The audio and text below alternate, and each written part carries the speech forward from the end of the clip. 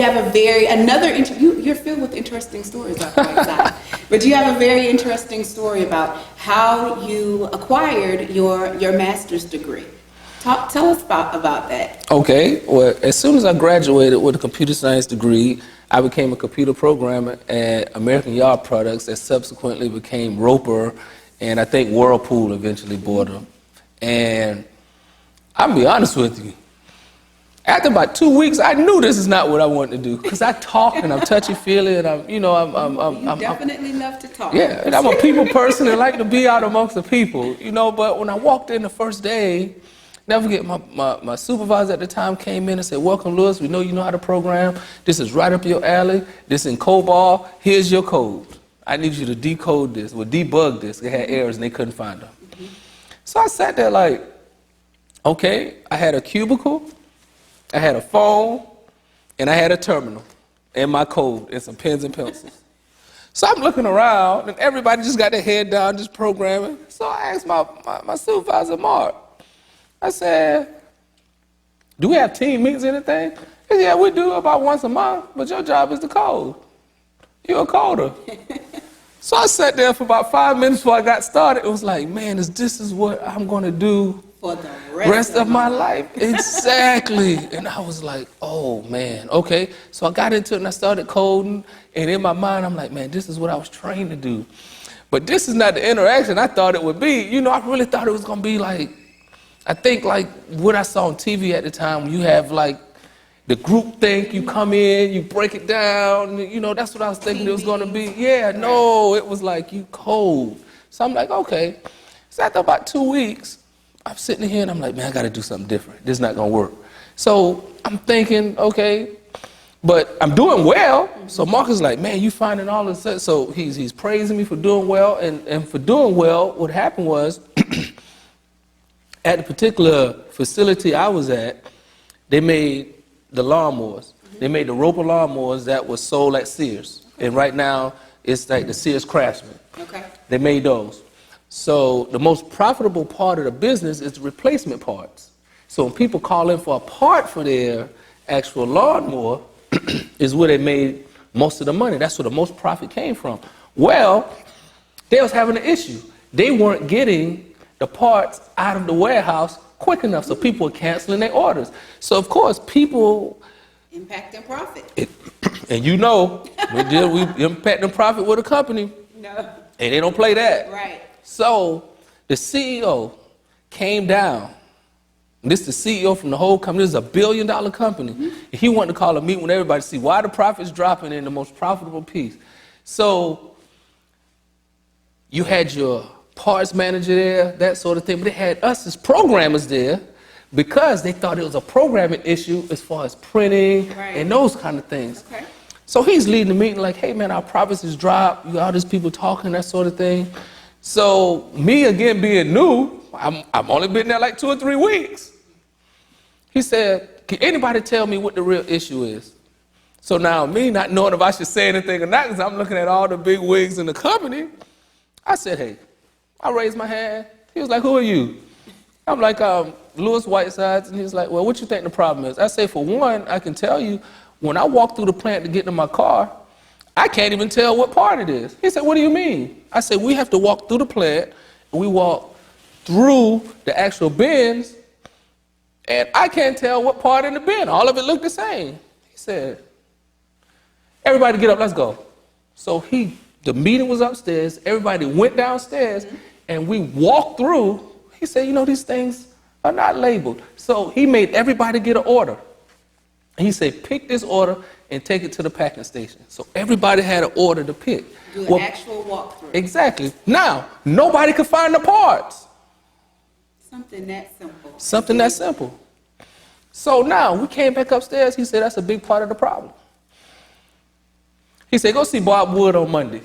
Well, Bob Wood was our vice president for human resources. So we ended the meeting, that sort of thing. I went back. So I'm going to see Bob Wood. I'm thinking like, oh, maybe I got a bonus or something. Always thinking about money. Hey, man, it's the bottom line, So Bob Wood said, hey, I had a good conversation with Mr. Cook this weekend, and he thinks that you don't need to be programmed. He thinks you need to be in parts. So I went from programming for 3 weeks Wow. to a replacement parts manager. I became a source manager. So I was responsible for $15 million worth of parts in a particular section of the warehouse. But my first assignment was to make sure all the bins were labeled before I did. That's the first thing I had to do, which was a lot harder than it seems because I had to get all the parts, I had to verify what their true numbers were, and see if the numbers corresponded with what we had in the system. Because another thing that came up was some parts were mislabeled. That came from the errors. So somebody ordered some particular part, left wheel, the right wheels were in there. So when they got it home, they couldn't use it, and things like that. So that was a real good experience about organizing, pulling it together, and it was a lot tougher than I thought it was going to be because it was so many different parts. But when I got through the process, everything was simpler. The picking and packing rates went way up, and then I had to do a productivity measure. So I had to measure the productivity of the actual department. So I had to look at the picking and pack rates as orders came in, how long it took before we got it out. Gotcha. You know, we had picking teams. How many could this team pick versus this team? So I did a productivity chart and displayed it. Now, that was my idea. Now, people didn't like it at first when I put it down, but what I convinced my boss to do was like, listen, as they see you creating competition amongst the pick and pack teams. So we had a big chart that I put up and showed daily, these people packed 3,000 orders, these had 25. So what you saw is everybody moving to get to the top.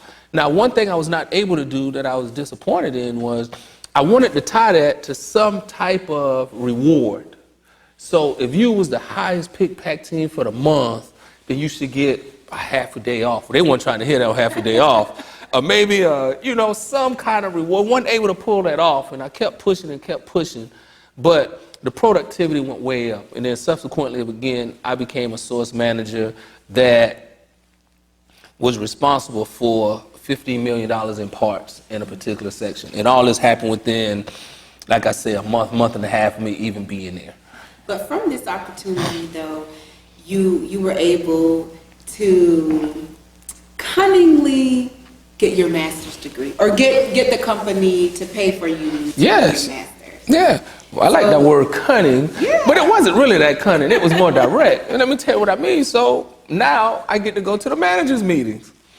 So Mr. Cook put in place, he wanted all his managers to get a master's degree. Again, he believed in education. He thought that the more educated someone was in the right areas, it would lead to more productivity in the plant. So a cohort had just started, and they were talking about it in our managers' meeting. So I'm thinking, like, nobody said anything to me about this, you know? And I know I just became a manager, but this was in the works for a few months. So I called the CEO. I was like, well, Mr. Cook, I see all the managers in the actual program. Can I get in the program? He was like, well, go see Bob Wood on Monday. Again, sending me to Bob Wood. So I went to see Bob Wood, and Mr. Wood was like, well, why you want to be in the program, Lewis? I was like, well, I want to be in the program, and I gave him, like, you know, I want to expand my skills. I'm really enjoying my job. I think things are working, but I think there's more things I need to know as far as the management side, and necessarily the computer side, and that sort of thing. He was like, okay, well, I'll call you back. Like, okay, so I went back to work, no big deal. Well, Mr. Cook called me back. The CEO called me, and called me at home, because I was off. Right. Which was really surprising, like the CEO calling me, you know, because he's like this big figure that come with a whole entourage, and, you know, so he called me. He was like, well, Lewis, you know, I talked to Mr. Wood about you getting into the class. Like, okay. He said, well, what do you want to do? What's your career goals? What do you want to be? I said, I want to be CEO. I'm coming after your job. I said, I want to be CEO. He said, oh, interesting. You want to be CEO of this? Like, yeah, you can. And he said to me, he said, I think you have the skill set to do it. He said, but what I want you to do is make sure you stay valuable. You have to reinvent yourself and stay valuable in this business. Great words to live by. It is. So I hung up with him, and he didn't make no commitments. The next day, Bob Wood called me up again and said, Lewis, you need to come see me. And I'm like, man, this is the third time I'm going to see, So I went to see Bob Wood, and he said, hey, can you go to class tonight? Like, yes, sir, I can. He said, okay, this is contact. So without filling out any applications or transcripts, what you think, they put me in the class. They said, they'll take care of you. So when I got there, they had my books ready and a $20,000 degree the company paid for. And it just kind of all worked out that way. And Southern Wesleyan University had the actual agreement with the company. Mm-hmm. So all the managers was getting it, the company was paying for it. But I think the thing I took away from my master's degree was they focused on morality, Christian leadership, and the morality of business. And these days, you know as well as I do, man, just the morality is just out of it. Yeah. One thing they focused on, and they focused on a lot, was the intersection of profit and morality is the toughest thing you're going to have to do as a manager. Mm-hmm. Do you do the right thing because it's the right thing to do, or you do it because it's going to be profit driven? Yeah. And that kind of set my moral compass to where I take people seriously. People are real people, and the decisions you make affect them. Mm-hmm. So you have to be really careful when you're thinking about people. So when companies think about profit and just cutting half of the workforce, they hadn't taken the moral aspect into it. Right. They've taken just the profit aspect into it. Well, this training taught us to think another way. And that was a big takeaway from our program. So I consider myself a people person, and I think about taking care of people. And you can't be in this line of work that I'm in administration, and not think about the ramifications that people have. So just the moral aspect of the Christian perspective to management is what I took from the actual program, and it's something that I use today. Okay. So now you have your bachelor's, you have your master's. Now you're thinking, I want to keep going, because again, you're in the mindset of always learning. Yes.